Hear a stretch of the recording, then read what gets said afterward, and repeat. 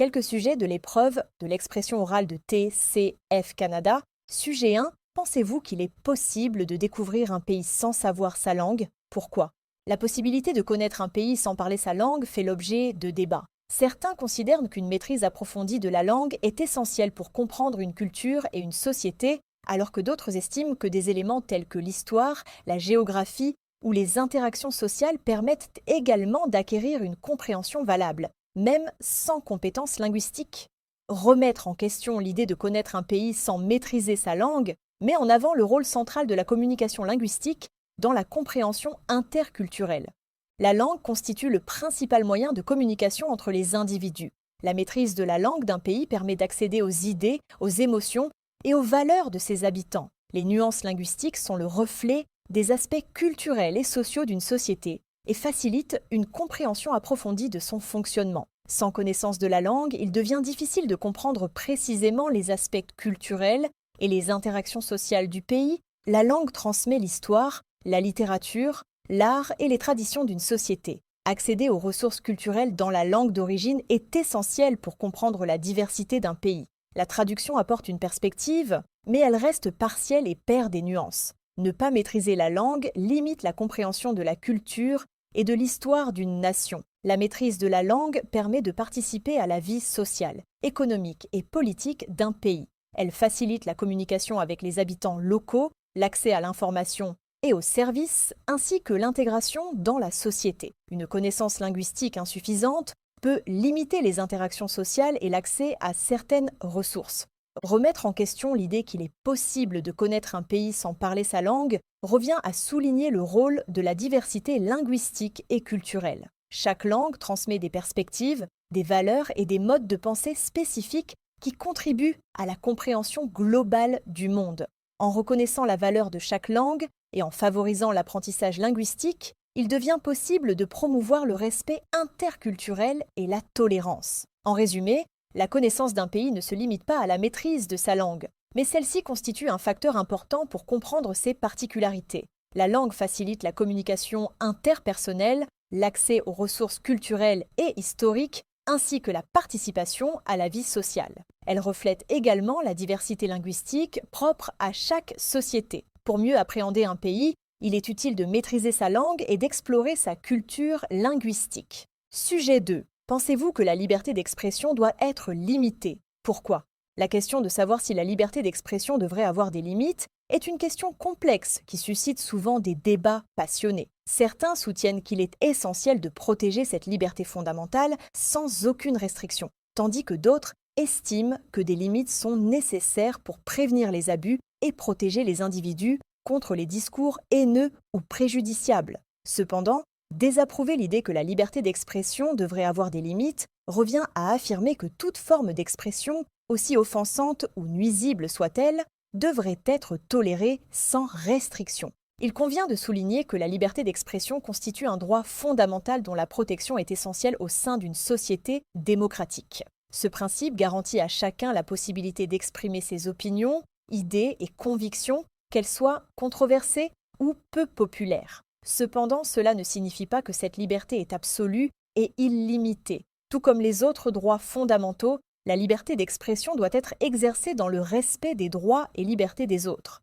Il importe également de souligner que certains types de discours sont susceptibles d'avoir des répercussions préjudiciables sur la société. Par exemple, les propos haineux, la propagande extrémiste ou la diffusion de fausses informations peuvent engendrer des phénomènes tels que la division sociale, la violence ou la discrimination. Dans de tels cas, il est légitime d'imposer des limites à la liberté d'expression afin de protéger le bien-être et la sécurité de tous les membres de la société. Ces limites visent à prévenir la propagation de contenus nuisibles et à promouvoir un environnement où chacun peut s'exprimer librement sans craindre d'être victime de préjudices. Néanmoins, la liberté d'expression ne doit pas justifier la violation de la dignité d'autrui. Les discours violents, discriminatoires ou diffamatoires doivent être condamnés et réprimés par la loi si nécessaire. Il est essentiel que la dignité humaine et les droits individuels passent avant la liberté d'expression, dont l'exercice doit être encadré et responsable.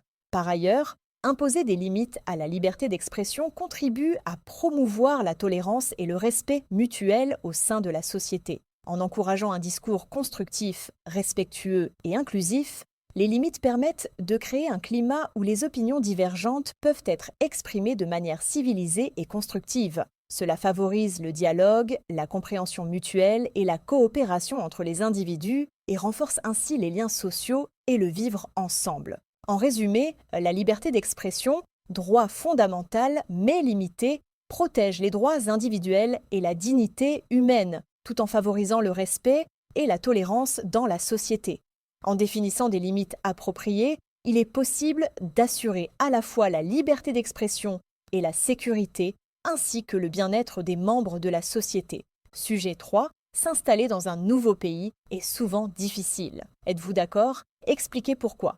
S'installer dans un nouveau pays est une décision qui suscite à la fois enthousiasme et appréhension. Bien que cette expérience puisse ouvrir la porte à de nouvelles opportunités, elle s'accompagne également de nombreux défis. À mon sens, il est indéniable que cette transition est souvent difficile en raison des obstacles linguistiques, des différences culturelles et des bouleversements émotionnels qu'elle entraîne.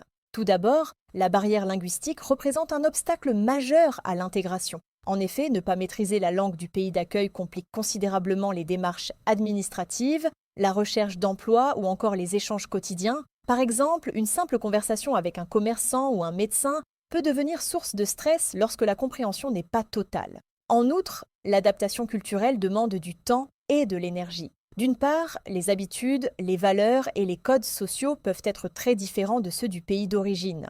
D'autre part, certaines personnes subissent un véritable choc culturel, devant réapprendre des règles implicites qui leur étaient auparavant étrangères. Ainsi, la réussite de cette adaptation exige curiosité, tolérance et patience. Enfin, l'éloignement géographique entraîne souvent un sentiment de solitude. Quitter sa famille et ses amis signifie perdre ses repères affectifs, ce qui peut peser lourdement sur le moral, notamment durant les premiers mois. Certes, les nouvelles technologies permettent de maintenir un contact régulier, mais elles ne remplacent pas la chaleur et la spontanéité des rencontres en personne.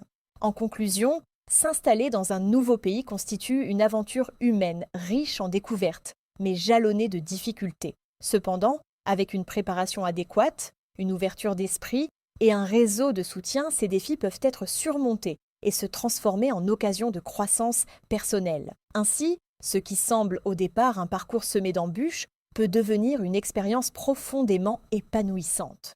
Sujet 4. Préférez-vous aller au théâtre ou au cinéma? Pourquoi?